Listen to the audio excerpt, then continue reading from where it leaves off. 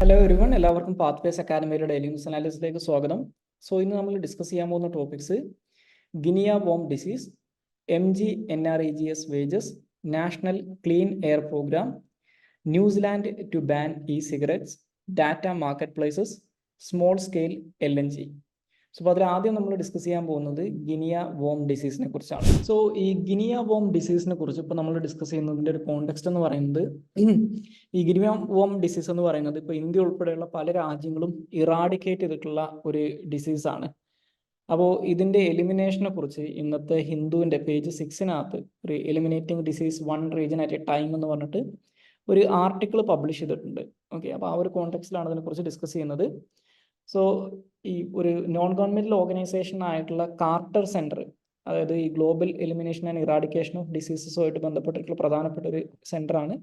അപ്പോൾ അവർ recently publish ചെയ്തിട്ടുള്ള ഒരു റിപ്പോർട്ടിനകത്ത് ഈ ഗിനിയ വോം ഡിസീസ് എന്ന് പറയുന്നത് ഒരു ഇറാഡിക്കേഷൻ അല്ലെങ്കിൽ അത് കംപ്ലീറ്റ്ലി എലിമിനേറ്റ് ചെയ്യാൻ പറ്റുന്ന ഒരു അവസ്ഥയിൽ എത്തിയിട്ടുണ്ട്, അല്ലെങ്കിൽ കംപ്ലീറ്റ് ഇറാഡിക്കേഷൻ്റെ വക്കോളം എത്തി നിൽക്കുകയാണെന്നുള്ളൊരു റിപ്പോർട്ട് പബ്ലിഷ് ചെയ്തിട്ടുണ്ടായിരുന്നു. അപ്പോൾ അതിൻ്റെ അടിസ്ഥാനത്തിലാണ് ഇപ്പോൾ ഹിന്ദുവിലുള്ള ഈ ആർട്ടിക്കിളൊക്കെ വന്നിട്ടുള്ളത്. അപ്പോൾ ഈ ഗിനിയ വോം ഡിസീസ് എന്ന് പറയുന്നത് ബേസിക്കലി ഇതൊരു പാരസൈറ്റ് ഡിസീസ് ആണെന്ന് ആദ്യം തന്നെ മനസ്സിലാക്കുക. ഇതൊരു പാരസൈറ്റിക് ഇൻഫെക്ഷൻ ആണ്. ഗിനിയ വോം എന്ന് പറയുന്ന പാരസൈറ്റ് കാരനാണ്, അല്ലെങ്കിൽ അതിനകത്തുള്ള പാരസൈറ്റ് കാരനാണ് ഈ പറയുന്ന ഡിസീസ് ഉണ്ടാകുന്നത്. ഇത് സാധാരണഗതിയിൽ മനുഷ്യരുടെ ശരീരത്തിലേക്ക് പ്രവേശിക്കുന്നത് ഈ വോം ഇൻഫെക്റ്റഡ് ആയിട്ടുള്ള ഡ്രിങ്കിങ് വാട്ടർ അല്ലെങ്കിൽ കുടിവെള്ളം കുടിക്കുമ്പോഴാണ് ഇതുണ്ടാകുന്നത്. അതായത് ഇത്തരത്തിൽ കണ്ടാമിനേറ്റഡ് ആയിട്ടുള്ള ഈ പറയുന്ന പാരസൈറ്റ് കണ്ടാമിനേറ്റഡ് ആയിട്ടുള്ള ഫ്ലീസ് ഉള്ള ഇൻഫെക്റ്റഡ് വാട്ടർ നമ്മൾ കുടിക്കുന്ന സമയത്താണ് ഈ അസുഖം നമ്മുടെ ശരീരത്തിലേക്ക്, അല്ലെങ്കിൽ ഈ പറയുന്ന പാരസൈറ്റ് നമ്മുടെ ശരീരത്തിലേക്ക് കയറുന്നത്. അപ്പോൾ പ്രധാനമായിട്ടും ആളുകളുടെ കാലുകളെയും കാൽപാദങ്ങളെയാണ് ഈ ഡിസീസ് ബാധിക്കുക. അത് സിവിയർ ആയിക്കഴിഞ്ഞാൽ ആളുകളുടെ മൊബിലിറ്റിനെയും അതുപോലെ തന്നെ നടക്കാനുള്ള ശേഷിനെയും വരെ ബാധിക്കാൻ സാധ്യതയുള്ള ഒരു ഡിസീസാണെന്നാണ് പറയുന്നത്. അപ്പോൾ നിലവിലെ അവസ്ഥയിൽ ഈ ഒരു അസുഖത്തിന് കൃത്യമായിട്ടുള്ള വാക്സിനേഷനോ അല്ലെങ്കിൽ മെഡിക്കേഷനോ ഒന്നും അവൈലബിൾ അല്ല. പക്ഷേ ഇതിന് വേണ്ടിയിട്ടുള്ള പ്രിവെൻഷൻ സ്ട്രാറ്റജീസ്, അല്ലെങ്കിൽ ഇത് വരാതെ സൂക്ഷിക്കുന്നതിന് വേണ്ടിയിട്ടുള്ള സ്ട്രാറ്റജീസ് സക്സസ്ഫുൾ ആണെന്ന് കണ്ടെത്താൻ പറ്റിയിട്ടുണ്ട്. അപ്പോൾ 1990-കളിൽ തന്നെ ഇന്ത്യ ഈ ഗിനിയ വോം ഡിസീസിനെ കംപ്ലീറ്റ്ലി എലിമിനേറ്റ് ചെയ്തിട്ടുണ്ട്. അപ്പോൾ അത് കംപ്ലീറ്റ്ലി എലിമിനേറ്റ് ചെയ്തതിനുള്ള സർട്ടിഫിക്കറ്റ്, അതായത് ഇന്ത്യ ഒരു ഗിനിയ വോം ഡിസീസ് ഫ്രീ ആയിട്ട് മാറിയതായിട്ടുള്ള സർട്ടിഫിക്കറ്റ് 2000-ൽ WHO-ൽ നിന്ന് ഇന്ത്യക്ക് കിട്ടുകയും ചെയ്തിട്ടുണ്ട്. ഇനി അടുത്തതായിട്ട് ഡിസ്കസ് ചെയ്യാനുള്ള ടോപ്പിക്ക് MGNREGS വേജസിനെ കുറിച്ചാണ്. അതായത് Mahatma Gandhi national rural employment guarantee സ്കീമിന്റെ wage വർദ്ധിപ്പിക്കുന്നതിന് വേണ്ടിയിട്ട് ബേസിക്കലി ഇലക്ഷൻ പ്രഖ്യാപിച്ചുകൊണ്ട് തന്നെ മോഡൽ കോഡ് ഓഫ് കണ്ടക്ട് നിലവിലുള്ള ഒരു സമയമാണ്. അപ്പോൾ ഇത്തരത്തിലുള്ള കാര്യങ്ങളൊന്നും പ്രഖ്യാപിക്കാൻ നോർമലി പറ്റില്ല. പക്ഷേ ഇത്തരത്തിൽ വേജ് വർദ്ധിപ്പിക്കാൻ വേണ്ടിയിട്ട് ഈ ഫിനാൻഷ്യൽ ഇയറിലേക്ക് വേജ് വർദ്ധിപ്പിക്കുന്നതിന് വേണ്ടിയിട്ട് ഇലക്ഷൻ കമ്മീഷൻ ഓഫ് ഇന്ത്യ ഗവൺമെന്റിന് പെർമിഷൻ കൊടുത്തിട്ടുണ്ട്. അപ്പോൾ ഇതിനെക്കുറിച്ച് ഇന്നത്തെ ഇന്ത്യൻ എക്സ്പ്രസിന്റെ പേജ് 1 അവർ ഒരു ആർട്ടിക്കിൾ പബ്ലിഷ് ചെയ്തിട്ടുണ്ട്. അപ്പോൾ ആ ഒരു കോണ്ടെക്സ്റ്റിലാണ് നമ്മൾ അതിനെക്കുറിച്ച് ഡിസ്കസ് ചെയ്യുന്നത്. ഓക്കെ, അപ്പോൾ നിലവിൽ ഈ Mahatma Gandhi national rural employment guarantee സ്കീമിന് വേണ്ടിയിട്ടുള്ള ബെനിഫിഷ്യറീസിനുള്ള സാലറി അല്ലെങ്കിൽ അവരുടെ വേജ് ഫിക്സ് ചെയ്യുന്നത് സ്റ്റേറ്റ് വൈസ് ആയിട്ടാണ്. അപ്പോൾ ഓരോ സ്റ്റേറ്റിലെയും consumer price index agriculture labour എന്ന് പറയുന്ന സ്റ്റാറ്റിസ്റ്റിക്സ് അല്ലെങ്കിൽ CPI-ALന്റെ അടിസ്ഥാനത്തിലാണ് ഈ വേജ് ഫിക്സ് ചെയ്യുന്നത് എന്ന് മനസ്സിലാക്കുക. ഇനി MGNREGA കുറിച്ച് ഇതിനു മുമ്പ് നമ്മൾ ഡിസ്കസ് ചെയ്തിട്ടുള്ളതാണ്. ഈ Mahatma Gandhi national rural employment guarantee act അല്ലെങ്കിൽ ഗ്യാരണ്ടി സ്കീം എന്ന് പറയുന്നത് ആദ്യം അറിയപ്പെട്ടുകൊണ്ടിരുന്നത് national rural employment guarantee act എന്നുള്ള പേരിലാണ്. പിന്നീടാണത് MGNREGA എന്നറിയപ്പെടാൻ തുടങ്ങുന്നത്. ഇന്ത്യയിലെ ഒരു സോഷ്യൽ വെൽഫെയർ മെഷറാണ് ഇതെന്ന് മനസ്സിലാക്കുക. ബേസിക്കലി ഇന്ത്യയിലുള്ള റൂറൽ മേഖലകളിലുള്ള, അതായത് ഗ്രാമീണ മേഖലകളിലെ അൺസ്കിൽഡ് ആയിട്ടുള്ള ആളുകൾക്ക് അറ്റ്ലീസ്റ്റ് ഒരു സാമ്പത്തിക വർഷം 100 ദിവസമെങ്കിലും ജോലി കൊടുക്കുന്നു എന്ന് ഉറപ്പുവരുത്തുകയാണ്, അല്ലെങ്കിൽ 100 അൺസ്കിൽഡ് ആയിട്ടുള്ള വേതന ദിവസങ്ങൾ ഉണ്ടെന്ന് ഉറപ്പുവരുത്തുന്നതാണ് Mahatma Gandhi national rural employment guarantee സ്കീമിനകത്ത് ചെയ്യുന്നത്.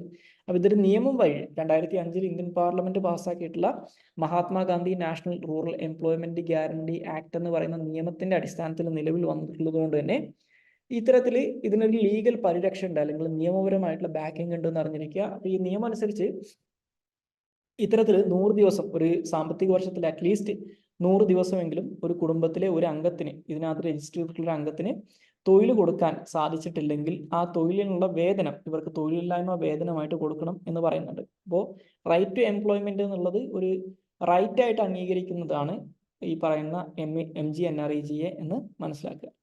ഇനി അടുത്തതായിട്ട് ഡിസ്കസ് ചെയ്യാനുള്ള topic national clean air programme ആണ്. ഈ നാഷണൽ ക്ലീൻ എയർ പ്രോഗ്രാം എന്ന് പറയുന്നത്, അതിനെക്കുറിച്ച് ഇപ്പോൾ നമ്മൾ ഡിസ്കസ് ചെയ്യുന്ന ഒരു കോണ്ടെക്സ്റ്റ് എന്ന് പറയുന്നത്, ഇന്ത്യയിൽ ഇപ്പം നിലവിൽ നമ്മൾ മെട്രോ സിറ്റികളിലാണ് വലിയ രീതിയിൽ എയർ പൊല്യൂഷൻ്റെ ഇഷ്യൂസ് കാണാറുള്ളത്.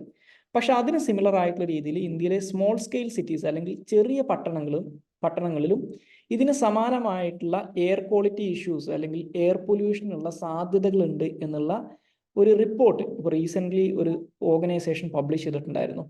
അപ്പോൾ ആ ഒരു കോണ്ടെക്സ്റ്റിലാണ് ഇതിനെക്കുറിച്ച് ഇന്നത്തെ ഇന്ത്യൻ എക്സ്പ്രസിൻ്റെ എഡിറ്റോറിയൽ പേജിനകത്ത് വന്നിട്ടുള്ള ഒരു എഡിറ്റോറിയൽ എന്ന് പറയുന്നത് ഈ ഒരു വാർത്തയുടെ അടിസ്ഥാനത്തിലാണ്. അപ്പോൾ ആ ഒരു കോണ്ടെക്സ്റ്റിലാണ് ഇതിനെക്കുറിച്ച് ഡിസ്കസ് ചെയ്യുന്നത്.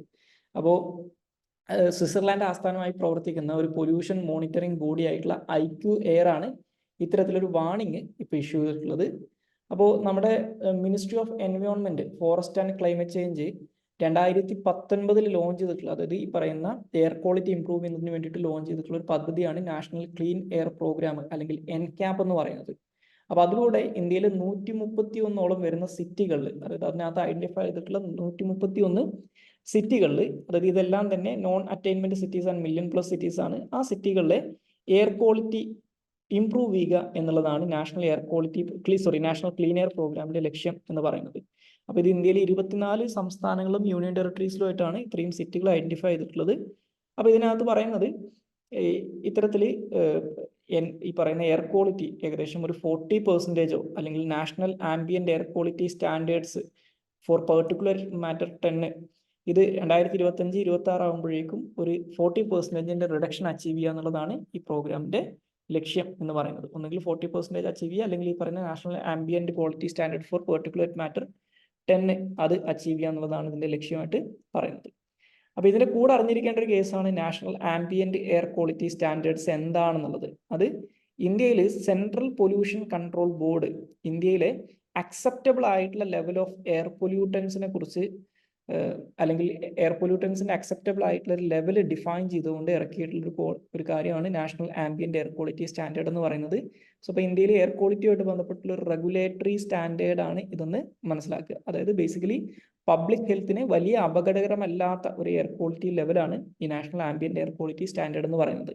അപ്പോൾ ഇതിനകത്ത് സൾഫർ ഡയോക്സൈഡ് അല്ലെങ്കിൽ SO2, nitrogen dioxide, NO2, particulate matter 10, അതുപോലെ തന്നെ PM2.5, ozone, carbon monoxide, ammonia എന്നീ വാതകങ്ങളുടെ അന്തരീക്ഷത്തിലുള്ള കോൺസെൻട്രേഷന്റെ അല്ലെങ്കിൽ അന്തരീക്ഷത്തിലുള്ള പ്രസൻസിന്റെ അടിസ്ഥാനത്തിലാണ് ഇത് കാൽക്കുലേറ്റ് ചെയ്യുന്നത്. ഇത് കൂടാതെ ലെഡ്, അതുപോലെ തന്നെ ബെൻസീന്, ബെൻസോ, പൈറീന്, ആർസനിക്, നിക്കല് എന്നുള്ള സാധനങ്ങളുടെയും എയറിനകത്തുള്ള കോൺസെൻട്രേഷൻ അല്ലെങ്കിൽ എയറിനകത്തുള്ള പ്രവലൻസ് ഇതിനകത്ത് ഇത് കണക്കാക്കുന്നതിന് വേണ്ടിയിട്ട് നോക്കുന്നുണ്ടെന്ന് മനസ്സിലാക്കുക. ഇനി അടുത്തതായിട്ട് ഡിസ്കസ് ചെയ്യാനുള്ള topic New Zealand to ban cigarettes എന്നുള്ളതാണ്.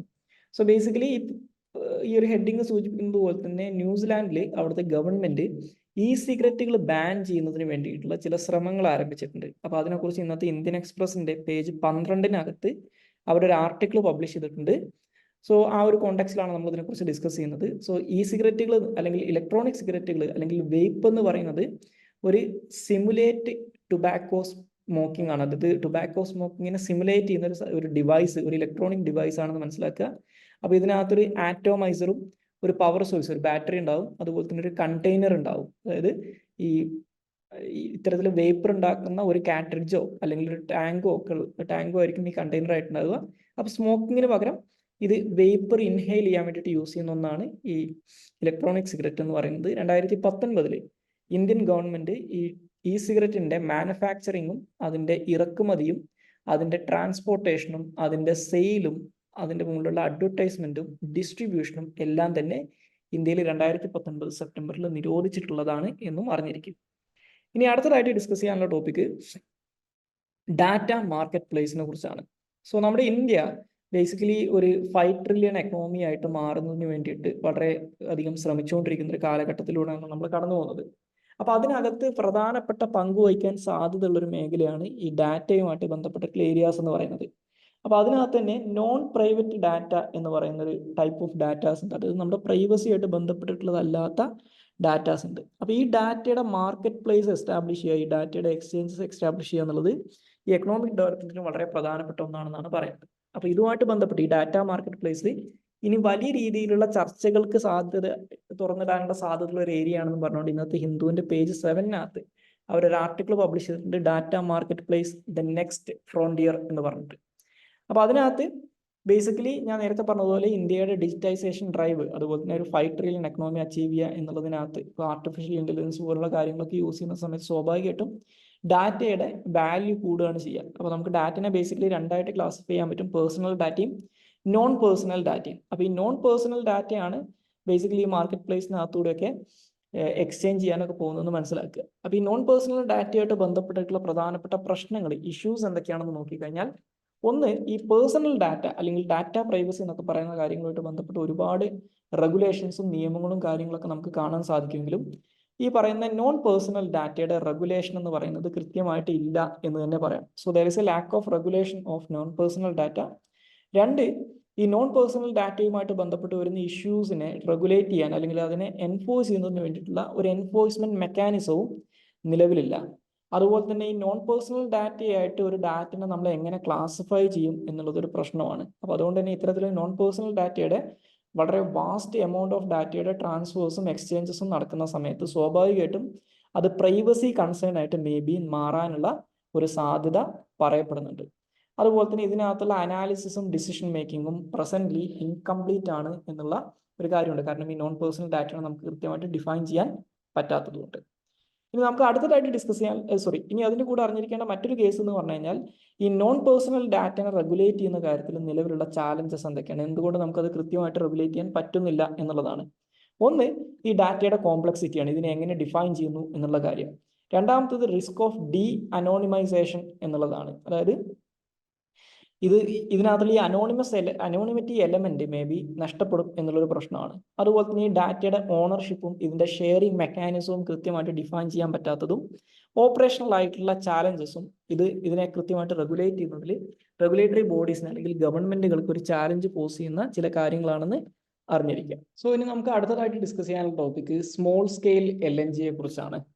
സോ സ്മോൾ സ്കെയിൽ LNG എന്ന് പറയുന്നത് ഇപ്പോൾ റീസെൻ്റ്ലി നമ്മുടെ union ministry of petroleum and natural gas ഇന്ത്യയിലെ മധ്യപ്രദേശിലുള്ള വിജയ്പൂരിൽ ഇന്ത്യയിലെ ആദ്യത്തെ ഒരു small scale liquefied natural gas അല്ലെങ്കിൽ സ്മോൾ സ്കെയിൽ LNGയുടെ ഫെസിലിറ്റി ഉദ്ഘാടനം ചെയ്തിട്ടുണ്ട്. ഗെയിൽ ലിമിറ്റഡിൻ്റെയാണ് ഈ ഫെസിലിറ്റി. അപ്പോൾ എന്താണ് ഈ small scale liquefied natural gas അല്ലെങ്കിൽ SSLNG എന്നറിഞ്ഞിരിക്കുക.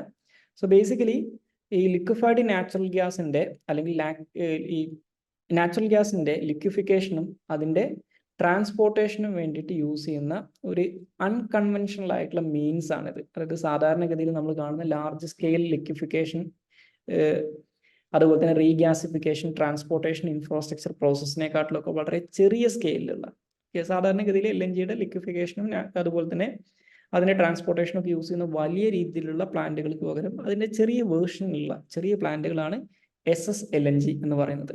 ഓക്കെ, അപ്പോൾ എന്തുകൊണ്ടാണ് നമ്മൾ ഈ SSLNGs കൺസ്ട്രക്ട് ചെയ്യുന്നത് എന്നൊരു ചോദ്യമുണ്ട്. അപ്പോൾ അതിനുള്ള കാരണങ്ങൾ എന്ന് പറഞ്ഞു കഴിഞ്ഞാൽ, ഒന്ന്, ഇത് ആക്സസ് കുറച്ചും കൂടി ബെറ്റർ ആക്കും എന്നുള്ളതാണ്. അതായത് നോർമലി ഈ LNG സപ്ലൈ ഇല്ലാത്ത പ്രദേശങ്ങളിലേക്ക് LNG സപ്ലൈ എത്തിക്കാൻ ഇത് സഹായിക്കും എന്ന് വേണമെങ്കിൽ പറയാം.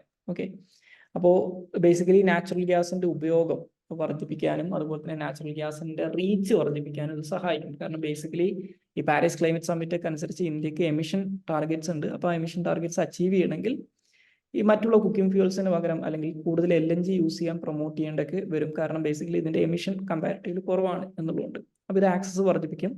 രണ്ടത് കുറച്ചും കൂടി കോസ്റ്റ് എഫിഷ്യൻ്റ് ആണ്. അതായത് നമ്മുടെ നാച്ചുറൽ ഗ്യാസ് എന്ന് പറയുന്നത് ഓയിലിനെക്കാട്ടിലും വളരെ ചീപ്പാണ്. ഇപ്പോൾ ഇന്ത്യയുടെ കേസിൽ നമ്മൾ പ്രധാനമായിട്ടും ഓയിലിനെ ഡിപ്പെൻഡ് ചെയ്യുന്നുണ്ട്. നമ്മുടെ 85% ഓഫ് ദി ഓയിൽ റിക്വയർമെൻറ്റ്സും ഇമ്പോർട്ടിലൂടെയാണ് നമ്മൾ മീറ്റ് ചെയ്യുന്നത്. അപ്പോൾ അതിൻ്റെ ഒരു ഓൾട്ടർനേറ്റീവ് ആയിട്ട് മാറാൻ സാധിക്കും. അതുപോലെ തന്നെ കുറച്ചും കൂടി ഫാസ്റ്റർ ടേൺ അറൗണ്ട് ആണ്. അതായത് ഇത് വളരെ ക്വിക്കറായിട്ട് വളരെ പെട്ടെന്ന് നമുക്ക് ഇങ്ങനെയുള്ള ഫെസിലിറ്റീസ് ക്രിയേറ്റ് ചെയ്യാൻ അല്ലെങ്കിൽ ബിൽഡ് ചെയ്യാൻ പറ്റും. അപ്പോൾ ലാർജ് സ്കെയിൽ ഇൻഫ്രാസ്ട്രക്ചറുമായിട്ട് കമ്പയർ ചെയ്യുന്ന സമയത്ത് ഇത് ഗ്യാസ് കൺസംഷൻ ഇപ്പോൾ വലിയ രീതിയിൽ റാപ്പിഡായിട്ട് ഇന്ത്യയിൽ വർദ്ധിച്ചുകൊണ്ടിരിക്കുകയാണ്. അപ്പോൾ ആ സാഹചര്യത്തിൽ ആ ഡിമാൻഡ്സ് മീറ്റ് ചെയ്യാൻ പറ്റുന്ന രീതിയിൽ ഇത്തരത്തിലുള്ള ഫെസിലിറ്റീസ് വളരെ പെട്ടെന്ന് നമുക്ക് ബിൽഡ് ചെയ്യാൻ പറ്റും. അതുപോലെ തന്നെ ഒരു ലാസ്റ്റ് മൈൽ ഡെലിവറി ചാലഞ്ചിനെ അഡ്രസ്സ് ചെയ്യാനും ഇത് സഹായിക്കുന്നുണ്ട്. ഓക്കെ, അതായത് ഏറ്റവും അവസാനത്തെ ഇതിൻ്റെ ഈ സപ്ലൈ ചെയിൻ്റെ ഏറ്റവും എൻഡിലേക്ക് ഇത് എത്തിക്കാൻ വേണ്ടിയിട്ട് ഈ പൈപ്പ് ലൈൻ കണക്ടിവിറ്റി ഒന്നും ഇല്ലാത്ത പ്രദേശങ്ങളിലേക്ക് ഈ ലിക്വിഫൈഡ് നാച്ചുറൽ ഗ്യാസിന് ആക്സസ് കൊടുക്കാൻ ഇതിലൂടെ സാധിക്കും. അതുപോലെ തന്നെ കുറച്ചും കൂടി ക്ലീൻ എനർജിയിലേക്കുള്ള ഒരു ട്രാൻസിഷനെ ഇത് സപ്പോർട്ട് ചെയ്യുന്നുണ്ടെന്നും വേണമെങ്കിൽ പറയാം. ഓക്കെ, അതായത് ഇപ്പം ഞാൻ നേരത്തെ സൂചിപ്പിച്ചതുപോലെ തന്നെ ഇത് കമ്പാരിറ്റീവ്ലി വളരെ കുറവ് എമിഷൻ മാത്രമുള്ള ഒരു മീൻസ് ആണ്, അല്ലെങ്കിൽ ഒരു എന്താ പറയുക, ഒരു തരത്തിലുള്ള ഹൈഡ്രോ കാർബൺ ആണെന്ന് പറയാം. അപ്പോൾ അതുകൊണ്ട് തന്നെ ഒരു ക്ലീനർ എനർജിയിലേക്കുള്ള ട്രാൻസ്ഫോർമേഷൻ അത് സഹായിക്കും എന്ന് പറയാം. സോ ഇത്രയും കാര്യങ്ങളാണ് നമുക്ക് ഇന്നത്തെ ഡെയിലി ന്യൂസ് അനാലിസിസുമായിട്ട് ബന്ധപ്പെട്ട് പറയാനുള്ളത്. So thank you all.